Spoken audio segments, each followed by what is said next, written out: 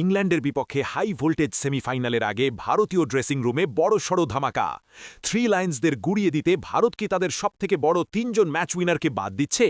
ওয়াংখেড়ে স্টেডিয়ামে নামার আগে টিম ইন্ডিয়ায় আসতে চলেছে এক বিরাট পরিবর্তন। সূত্রের খবর অনুযায়ী সেমিফাইনালের মতো মরণবাচন ম্যাচে অফ ফর্মে থাকা অভিষেক শর্মাকে বসিয়ে দেওয়া হতে পারে। টুর্নামেন্ট জুড়ে তার ধারাবাহিকতার অভাব এখন বড় দুশ্চিন্তা। দ্বিতীয় বড় নাম হল রিঙ্কু সিং। ফিনিশার হিসেবে নাম থাকলেও এবারের বিশ্বকাপে তার ব্যাট যেন এখনও শান্ত।